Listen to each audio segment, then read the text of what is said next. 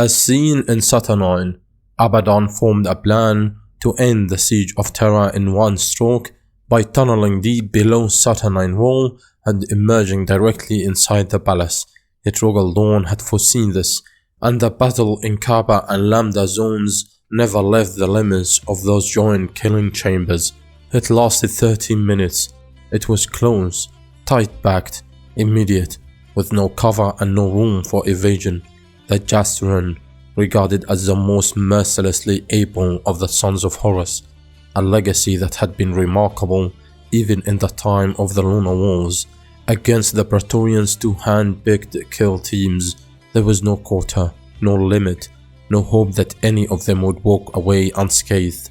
The kill teams fought for terror and for honor, driven by a deep hatred and long-held yearning for vengeance against those who had betrayed them. Abaddon and the Justaerin personified that. The Justaerin and their first captain abandoned any dreams of glory or famous victory within nanoseconds of arriving. They could plainly see their gambit had failed. The loyalists had outplayed them and were waiting for them.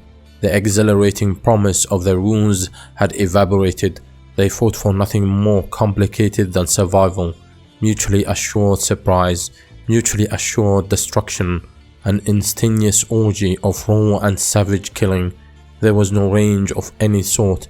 Warriors found themselves pressed together, face to face, weapons blazed away, in circumstances that the doctrines of any legion, no matter their methodology, would have ruled for close quarter combat. Bolters roared, point blank, detonating men whose physical debris injured those around them like shrapnel. Plasma weapons and pulse lasers blasted against plate, their scorching beams passing through two or more bodies at a time. Assault cannons were pressed to faces or the size of heads and fired. An entire quarter of Kappa was filled with fire as a flamer gouted in the thick of a throng. Space Marines died standing up, cataphracti blade locked out, frozen like smashed statues. Space Marines died explosively, burst apart with such force only scraps of them remained. The Justaerin quickly tried to dominate through the brute power of the Terminator exoplate, swinging demolishing fists and scything blades at anything and everything, overpowering and smashing legionaries in more conventional suits of war plate. Heads crushed, limbs snapped, bodies tore. Some warriors died from 3 or even 4 simultaneous blows from as many opponents, but the kill teams had the likes of Garro among them, with his sword Sepatus, which could cut anything, and the World Eater's loyalist Endryd Haar, whose size and power fist wrecked Terminator panoply like foil. They had Bel Sepatus of the Blood Angels and his avenging Catechan paladins, who did not flinch and who had longed for a worthy combat. Bel Sepatus, in the thick of everything, believed he had found the glory his gene sire had predicted. He killed 2 Justaerin terminators in the first second and a half with the gleaming edge of Parousia. Abaddon killed with astonishing speed and meticulous efficiency. For the first minute of the fight, he merely tried to center his thoughts and reconcile the sudden reverse of fortune. For the next 3, he began to believe the Justaerin could prevail. They were the Justaerin after all. They were the best of the best, angels of death beyond compare. They had never failed, they had never been overcome. There was no stage of war on which they could not triumph. He began to calculate the logistics, how they would break out, where they would go, how they would secure, what the next step would be, into the palace, into the Sanctum Imperialis, divide up, run terror strikes to damage the citadel, conduct solo missions. It would take time for Dawn and Valdor to run them all to ground and amaze like the Palatine. Perhaps the original Spearhead mission was doomed, for none of them could reach the throne room alone, but there were other plans they could improvise, other targets. The Sigillite, Valdor, Dawn, Bob and the Grand Bastion. By the 4th minute, he had decided on the Aegis. There was no question that should be their target. They would break clear, leaving this rubble dead in their wake, and bring the Aegis down. That would be enough. That would end the siege of Terra. The palace would be open to bombardment from the fleet. Great Lobrical would raise it from orbit. The vengeful spirit would send down monumental beams of high energy and annihilate the Palatine and the throne within. In the 5th minute, Oran Gok was decapitated by one of the Catechin. Abaddon quickly hacked the killer apart, but the loss was psychological. His schemes seemed to recede, like ghosts, like dreams, departing at sunrise. His vision of the Palatine bombarded and ablaze grew distant, and smaller and out of reach. In the 6th minute, killing without pause, Abaddon began to re-evaluate the skill and tenacity, the rationally brilliant approach to warfare that had carried him every step of his long career and made him first captain of the finest company in the finest legion, the first among firsts, a name taken seriously by even Primarch Gene-sires, centered him like an axis. They were cornered, they were trapped, they were being killed by the dozen. Not even the Justaerin, not even they could prevail. Loyalist reinforcements would be coming, even if they killed every last bastard in the chambers. The hope was dashed. He voxed retreat to his surviving men, activate homing beacons and get out, pull back to the Mantelith. Retreat now. Yes, the sons of Horus were not above that. They were wise warriors, not fools.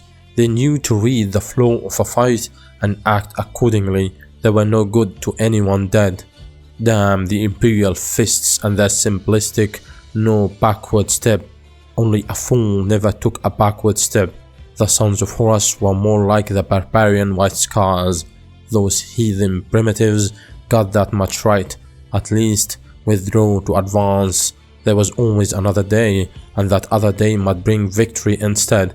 If you stood your ground like a yellow armored fool, you couldn't live to see it. By the 7th minute, Abaddon realized he was going to die. They had sent the homing signal repeatedly, once every 3 seconds, standard protocol. Extraction ordered, urgent, no flare had come. The signal might have been blocked. The Mantelith might have withdrawn from teleport range. No, the damn thing's grid had jammed. That was it. Abaddon could picture it. The filthy tech adepts come, frantically scurrying around the termite cabin, trying to repair a burned out grid. His beacon signal flashing on their consoles. The teleport had failed so many damn times on the approach. The Magi had blamed it on bedrock, on energy obstruction, on everything but themselves. It was their own shoddy, miserable incompetence. They had barely managed to get Abaddon and his men to the target. Now the inadequate bastards couldn't get them back out. In the 8th minute, Abaddon decided that if he ever got out, if he didn't manage that somehow, he would track down I-8 good-for-nothing one tag and kill her. He would kill her and her whole shitting Lang unity at the Ebta War stead for their ineptitude. He would hack off their hands and feet, unload them in a teleport grid, and transfer them unprotected into hard vacuum, or the heart of a star, or on an unsaid diffuse pattern, so the organic drizzle of their remains rained down over multiple sites at once. By the 9th minute, bleeding from a dozen wounds, 2 of them critical, he had resolved to kill the Lord of Iron too if he got out. In the dream of escape, he would find the great Perturabo and kill him. This had been his great idea. Perturabo had seen the flaw, the Saturnine fault. He had toyed with it, cooed over it, revealed it to Abaddon furtively, like some pornographic image. He had gulled Abaddon into this. He'd used the first captain, with his reputation and his authority and his unrivaled connections. He had used Abaddon to make this happen. Perturabo, damn his soul, had played first captain Ezekiel Abaddon like a fool.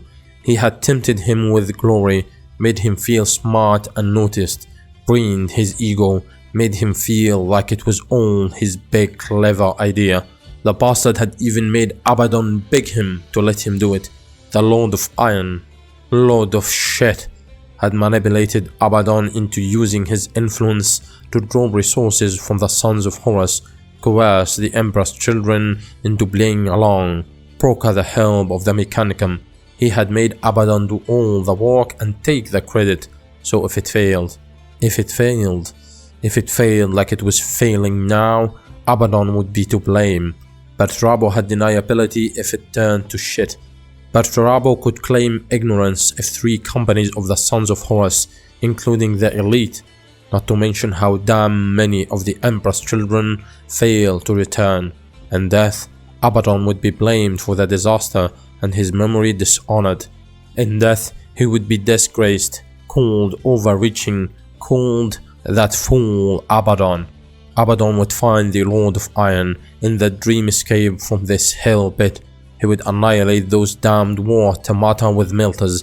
He would face Perturabo and tear his skull off his spine and ram the haft of Forge Breaker down the stump of his neck and keep ramming it until the bastard's body split like a rotting gourd.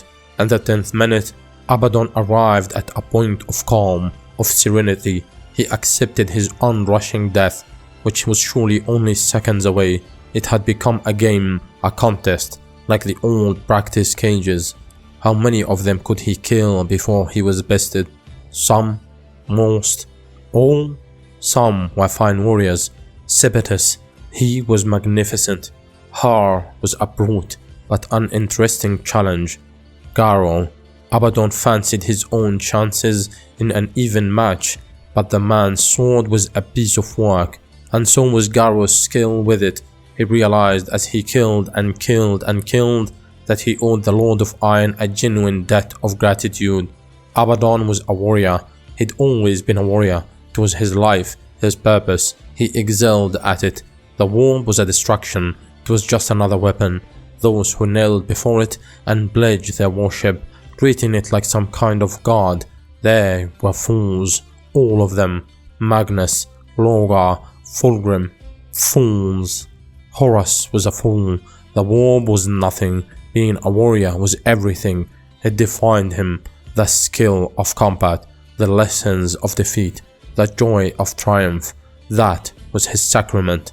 Let them worship their false gods and giggling abominations. This was what he had wanted. The chance to fight like a man, not a demon. The chance to take the palace and claim Terra the old-fashioned way, by force of arms. He had wanted to win as a warrior. Perturabo had let him try. He owed the Lord of Iron thanks for that. This was everything. He realized as he entered the 11th minute with almost everyone dead. This moment, its simplicity, skill and courage, tested to the limit for no other reason, to serve no grand plan or devious rules, just tested for the sake of skill and courage. This moment was his life in its purest form, his life distilled. He fought Catechin and Imperial Fists, and Black Shields and Cataphracti Terminators and Tactical Space Marines for no other principle than to find out who was best. There was no size, no good or bad, no rebel cause or loyalist alliance, no war master, no emperor, no point to anything outside the broken, blood-smeared walls of the killing chamber. Just war, only war, the binary test of the galaxy that you passed in triumph or failed in glory. Death, rushing closer, was immaterial. How many could he take? He was Abaddon. Let them come, let them all come. Find more and bring them too. Bring anyone, bring everyone. He would take them, or he would die. Either way, it didn't matter anymore. In the 12th minute, Nathaniel Garro reached him, cleaving through one last Justaerin to close with him. They dueled blade into blade, munitions long since exhausted. Garro was good. His sword was remarkable.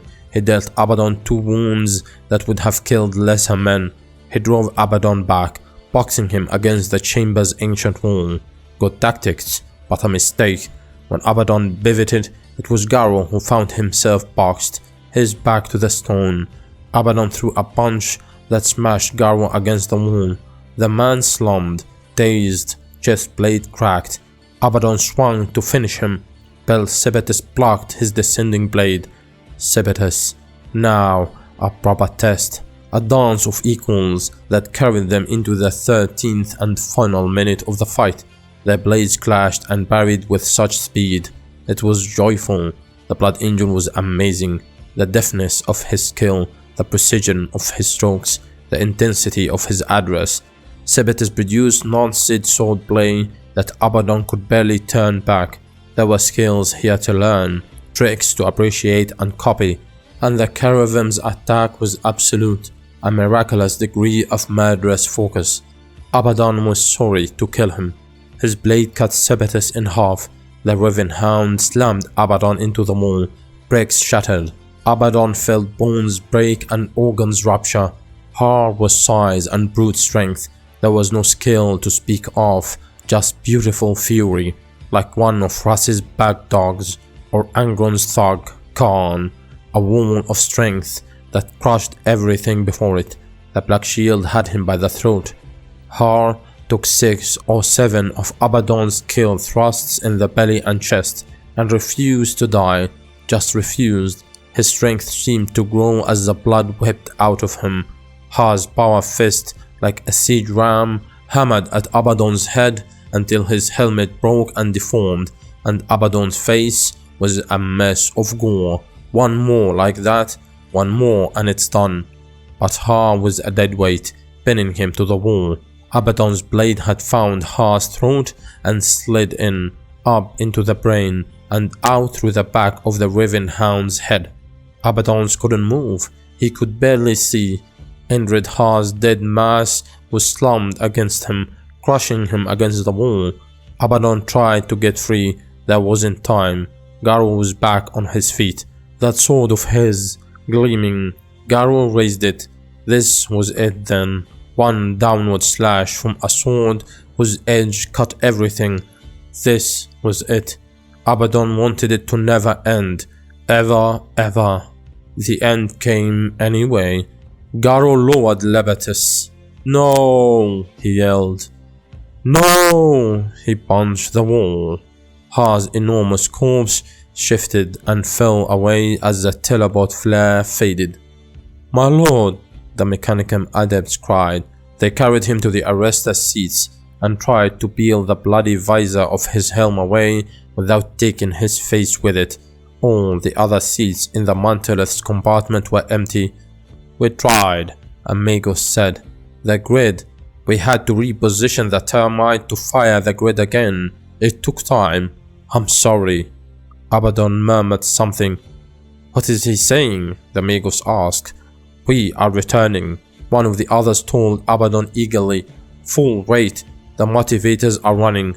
We are exiting the vault, Lord, ahead of the enemy's attempt to seal it. The Medicae will be waiting for you. Abaddon's mouth stirred again. My lord, the Magus asked, leaning in to hear. Let me go back, Abaddon whispered. He was weeping. Let me go back. Alright guys, if you enjoyed this, hit that like button, leave a comment for the algorithm, and don't forget to subscribe to stay tuned for more of Warhammer 40,000 lore.